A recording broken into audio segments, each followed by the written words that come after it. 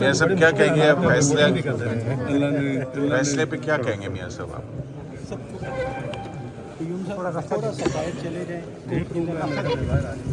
आज के फैसले पे मुबारक हो आपको, आप बरी हो गए। शुक्र जी, अल्लाह ताला का शुक्र है जी। मैंने तो मामलात को अल्लाह पे छोड़ा था, अल्लाह ताला ने आज सुरखुल किया है। शुक्र, उस मालिक का बहुत शुक्र है। ये सब दूसरे केस में क्या एक्सपेक्ट करते हैं अजीजिया में? अल्लाह को पता, वो भी अल्लाह पे छोड़ा हुआ।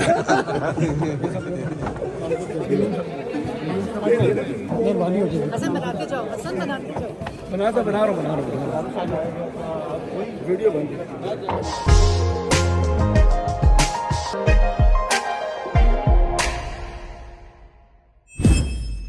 अस्सलाम वालेकुम, शराय दोस्तों से मैं हूं अब्दुल करीम सिद्दीकी और आप हैं AQS के साथ। मेरे साथ हैं मेरे कोलीग अवैस यूसुफजई। पनामा से शुरू होने वाला हंगामा जो है वो, और फिर उसके बाद पनामा केस हुआ, सुप्रीम कोर्ट में इतनी ज़्यादा समातें हुई, मॉनिटरिंग जज बनाया गया, GIT बनी, और फिर उसके बाद जो है वो नाअहली की गई और मियां नवाज शरीफ की बतौर प्राइम मिनिस्टर उनको ओहदा छोड़ना पड़ा। फिर उसके बाद ये रेफरेंसेस जो हैं वो एहतसाब अदालतों में चले। एहतसाब अदालतों में रेफरेंसेस के दौरान भी सुप्रीम कोर्ट से डायरेक्शंस आती रहीं कि इसको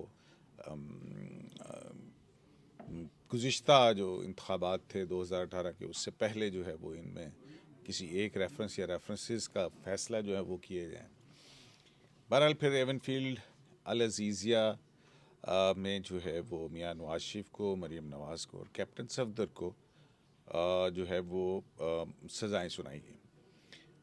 फिर अपीलों का सिलसिला शुरू हुआ और इस्लामाबाद हाई कोर्ट में पहले मरीम नवाज़ बरी हुई। फिर उसके बाद जो है आज मियां मोहम्मद नवाज शरीफ जो एवनफील्ड के अंदर उनको जो सज़ा दी गई थी वो कलअदम करार दे दी।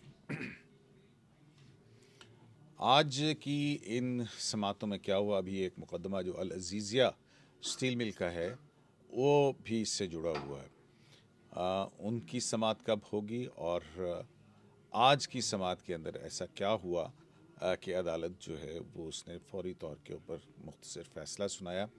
तकरीबन जो अमजद परवेज़ वकील हैं मियां मोहम्मद नवाज शरीफ के, उन्होंने जो है वो अपने दलाइल दिए। उन दलाइल में क्या कहा गया था और फिर नैब ने उसके ऊपर क्या कहा, इस पर बात करते हैं। मेरे साथ अवैस यूसुफजई, इसी को रेफरेंस से लेके और अब तक आप भी कवर कर रहे हैं इसको। तो अवैस, आज क्या हुआ, आज की कार्रवाई क्या हुई?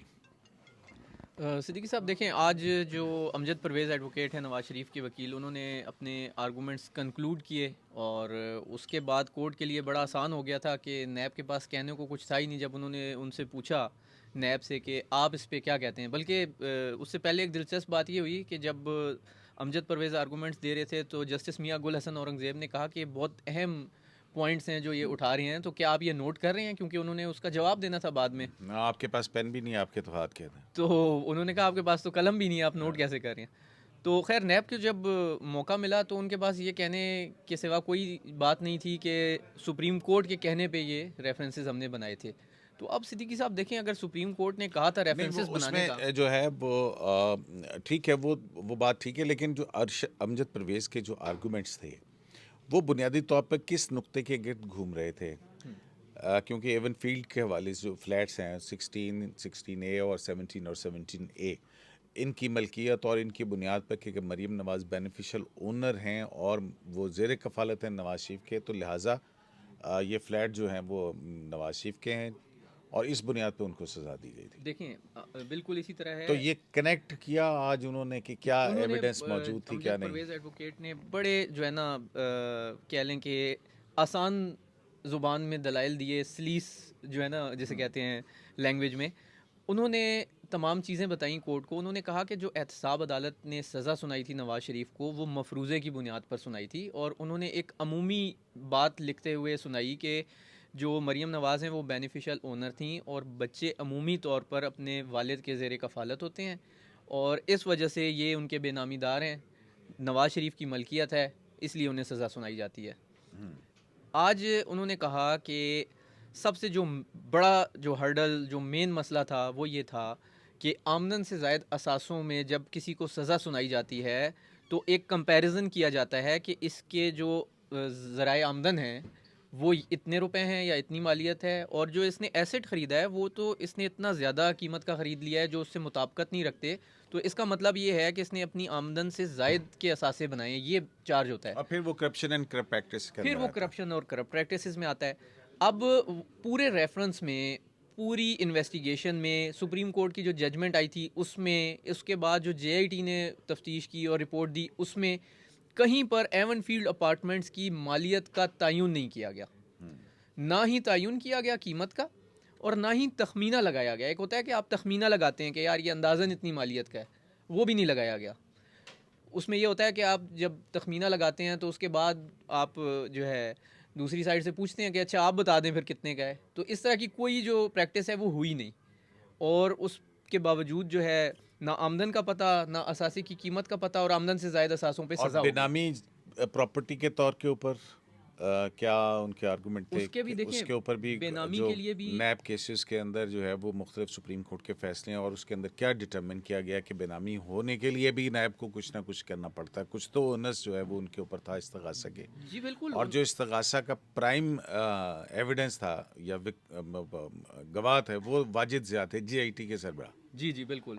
उन्होंने उनका उनका जिक्र हवाला कैसे? दिया। हाँ। उनका जिक्र इस तरह आया कि उन्होंने कहा कि वाजिद ज़िया जो स्टार विटनेस थे इस सारे मामले में, जब वो अपना बयान रिकॉर्ड करा चुके और जिरा का मरहला आया, उन पे क्रॉस एग्जामिनेशन कर रहे थे ख्वाजा हारिस, तो उन्होंने उनसे मुख्तलिफ सवालात पूछे, और उन सवालात के जवाब में उन्होंने ये तस्लीम किया वाजिद ज़िया ने कि हमारे पास ऐसा कोई डॉक्यूमेंट या एविडेंस मौजूद नहीं है कि हम एवन फील्ड प्रॉपर्टीज़ से नवाज शरीफ का कोई ताल्लुक़ साबित कर सकें। अच्छा, ताल्लुक़ कैसे साबित करना है और कि ये आज उन्होंने वो क्रॉस एग्जामिन पढ़ के भी अदालत के अंदर सुना। जी, उन्होंने वो क्रॉस एग्जामिनेशन का वो जो मुतलका पोर्शन था वो पढ़ के सुनाया, और उनका ये कहना था कि ऐसी कोई चीज़ रिकॉर्ड पर नहीं है कि जो साबित करे कि नवाज शरीफ का इन अपार्टमेंट से कोई ताल्लुक़ है। जो बेनामी की बात है उसमें देखें, अगर ये दुरुस्त मान ली जाए बात प्रोसिक्यूशन की कि एक्चुअली ये नवाज शरीफ की प्रॉपर्टी थी जो उन्होंने बेनामी के तौर पर अपने बच्चों के नाम पे मुंतकिल कर दी और उनकी मलकियत बनी, तो उसके लिए भी उन्होंने दो चीज़ें साबित करनी थी। एक, उन्होंने ये साबित करना था कि इसकी अदायगी नवाज शरीफ साहब ने की। वो अदायगी की कोई जो है रसीद, कोई रिकॉर्ड या कोई ऐसी चीज़ नहीं है। और अगर ये प्रोसीड ऑफ क्राइम है तो वो क्राइम कहाँ है?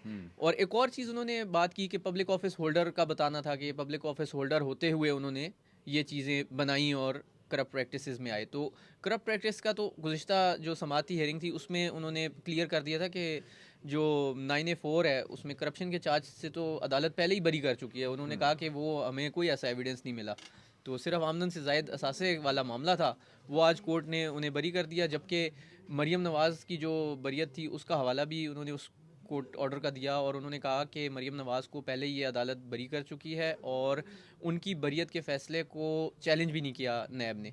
तो जब चैलेंज नहीं किया तो वो जो फ़ैसला है वो तो फाइनलिटी इख्तियार कर गया है।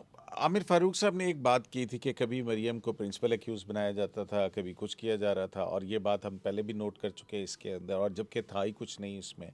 तो ये कैसे नैब ने फिर क्या किया, उस पर नैब का क्या कहना था कि जनाब हमने कौन सी एविडेंस देखने के बाद जो है वो किया?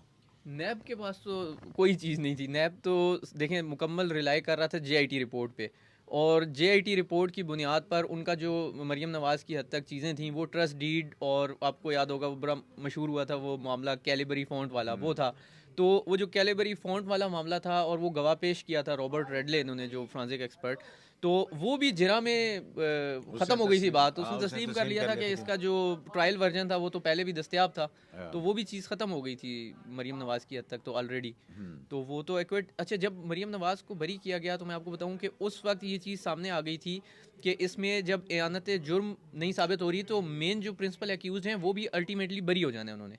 वो तो सिर्फ उसमें हर्डल ये थी कि चूंकि नवाज शरीफ उस वक्त मुल्क में नहीं थे और उनकी हद तक अपीलें खारिज हो चुकी थी नॉन प्रोसिक्यूशन। ये मुझे बड़ी अच्छी तरह से याद है कि जो है वो एहतसाब अदालत से ख्वाजा हारिस ये कहते रहे थे कि ये 4 रेफरेंस नहीं बनते हैं, ये सारे के सारा एक ही रेफरेंस बनता है, लेकिन 3-4 रेफरेंस बनाए गए थे, दायरा कोर्ट की हिदायत।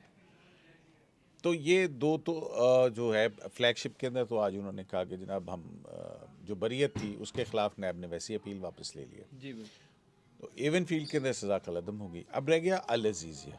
अल अज़ीज़िया जो है वो किस हवाले से डिफरेंट है इन इस हवाले से, मतलब अब अल अज़ीज़िया में तो वो हिल मेटल जो सारा सिस्टम है वो उसमें क्या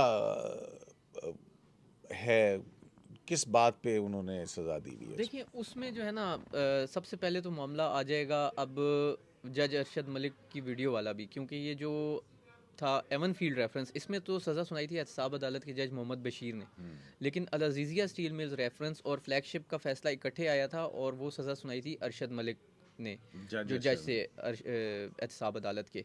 तो अब जब वो मामला आएगा तो पहले तो वो वीडियो केस जो है वो खुलेगा, क्योंकि उनका जो एफिडेविट है वो इस रिकॉर्ड का हिस्सा है, और कोर्ट ने वो जब इसको रिकॉर्ड का हिस्सा बनाया था तो उन्होंने कहा था कि अब जब भी अपीलें ज़ेर समात आएंगी तो हम इस मामले को भी देखेंगे। लेकिन मेरा ये ख्याल है कि शायद जो हैं इनके वकील वो उस पर ज़ोर देने की बजाय कोशिश ये करेंगे कि टेक्निकल ग्राउंड की बजाय हम इसमें मेरिट पे आर्गूमेंट्स करके ही जो है बरीयत लें, क्योंकि अगर टेक्निकल ग्राउंड्स पे वो लेते हैं तो फिर वो मेरा नहीं ख्याल कि उनको ज़्यादा सूट करेगा। तो वो अब उसमें फैक्ट्स जो हैं वो देखेंगे, उसमें जो बहुत सारी चीज़ें थी वो उन्होंने बतानी है कि जो कोर्ट ने फ़ैसला दिया है उसमें क्या कानूनी सुकम है, क्या लूप होल्स हैं। नहीं वो बात ठीक है, लेकिन उसमें स्पेसिफिकली किन काउंट्स के ऊपर जो है वो एहतसाब अदालत इस नतीजे पर पहुंची? उसमें देखें उन्होंने जो क्योंकि उसमें को एक्यूज हुसैन नवाज और हसन नवाज भी हैं ना, तो वो इसमें भी उनके थे। तो रेफरेंसेस अलग हैं। वो इसमें भी थे, लेकिन वो चूंकि आए नहीं थे कोर्ट तो उनको उन्होंने फिर इश्तिहारी डिक्लेयर कर दिया था। वो इस जो एवन फील्ड है इस रेफरेंस में भी को एक्यूज हैं उनके, लेकिन वो चूंकि तो उनका आज कोई जिक्र वगैरह नहीं आया। वो तो चूंकि कोर्ट के सामने नहीं है, उनकी अपीलें भी नहीं है कोर्ट के सामने, और वो उनके ट्रायल अलग कोर्ट के कर सामने दिए भी गए थे पेश- रेफरेंस। जी उनकी हद तक जो रेफरेंस था वो अलहदा हो गया था, और उसके बाद ट्रायल का आगाज़ हुआ था कि जो कोर्ट के सामने पेश नहीं होता उसकी एक पूरी प्रोसीजर होता है, कार्रवाई होती है कि जो कोर्ट में ना आए उसको इश्तिहारी डिक्लेयर करते हैं, और जो बाकी एक्यूज कोर्ट के सामने प्रेजेंट होते हैं उनकी हद तक फिर ट्रायल होता है, और उनका केस जो है वो दाखिले दफ्तर हो जाता है कि वो कभी भी अगर अदालत के सामने आएंगे तो फिर वो ट्रायल हो सकता है उनका। मतलब अब जो है वो तो मेन जो इल्ज़ामात थे वो तो बरी हो रहे हैं, वहाँ पे तो सेटिसाइड हो गए वो फैसले। तो अब जो है वो फिर उनके खिलाफ रेफरेंसेस का क्या बन जाएगा? कोई अदालत के पास क्या अदालत कह सकती है वो, या अदालत के सामने जाके ही कहना पड़ेगा? नहीं वो तो देखें ना, ये हक़ाइक़ जब सामने आएंगे। वो अगर वापस आते हैं और कहते हैं कि हमें जो है इन रेफरेंसेस से बरी किया जाए, या जो भी प्रोसीजर अगर वो जो लीगली इल्ज़ामात अडॉप्ट हैं। करते हैं, तो उसका तरीका तो यही होता है कि आप जिस रेफरेंस में अगर इश्तिहारी हैं तो सबसे पहले आपको सरेंडर करना पड़ता है कोर्ट में, कोर्ट का जो प्रोसीजर है। उसके बाद नैब जो है वो बयान दे सकता है कि इसमें एक्यूज़ड और को एक्यूज़ड ऑलरेडी बरी हो चुके हैं, तो इनकी हद तक भी कोई किरदार नहीं है, क्योंकि इसमें अगर नैब आगे अपील नहीं करता तो ये तो फाइनल हो जाएगा, ये वाला फ़ैसला भी हतमी सूरत इख्तियार कर जाएगा। तो उसमें कोई ऐसा स्कोप बचता नहीं है फिर कि हसन नवाज़ या हुसैन नवाज़ जो हैं उनकी हद तक ट्रायल चले या ना चले। तो वो ये हो सकता है कि वो वापस आएँ, कोर्ट के सामने सरेंडर करें, और नैब के बयान के बाद वो उनसे बरी हो जाएं। चलें, तो अब अल अज़ीज़िया की जो अपीलें हैं वो कब कुछ पता है कि कब फिक्स हो रही हैं, लगेंगी वो कब लगेंगी? देखिए अब रजिस्ट्रार ऑफिस जो है वो वो उसको इनके जो भी साथ डायरेक्शन नहीं होगी- लगी हुई थी, वो भी एवन फील्ड के साथ ही लगी हुई इनके होती। साथ ही थी लगी हुई, लेकिन उन्होंने कहा था जज साहब ने कि पहले हम एवन फील्ड को सुन लेंगे, उसके बाद अल अज़ीज़िया को सुनेंगे। फिक्स तो एक साथ होती हैं, लेकिन उनको टेकअप नहीं किया गया और वो एडजन हो गई, तो उनकी कोई डेट नहीं सुनाई गई क्योंकि ये फैसला आ गया था। तो वो फिर जब अगर डेट कोई कोर्ट ना दे तो फिर उसका तरीका ये होता है कि काज लिस्ट में वो आ जाते हैं। वीकली कॉज लिस्ट जारी होती है जो सैटरडे को, बाज़ औक़ात फ्राइडे की शाम को भी वो कर देते हैं। तो वीकली कॉज लिस्ट आएगी, वो नेक्स्ट वीक में जो है मोस्ट प्रोबेबली वो लग जाएगा। चलें जी, तो ये वो मुकदमात हैं जो 2015-16 से शुरू हुए थे जी और 7 साल लग गए, और इस दौरान में पाकिस्तान की सियासत के ऊपर इसके क्या क्या असरात जो हैं वो पड़े।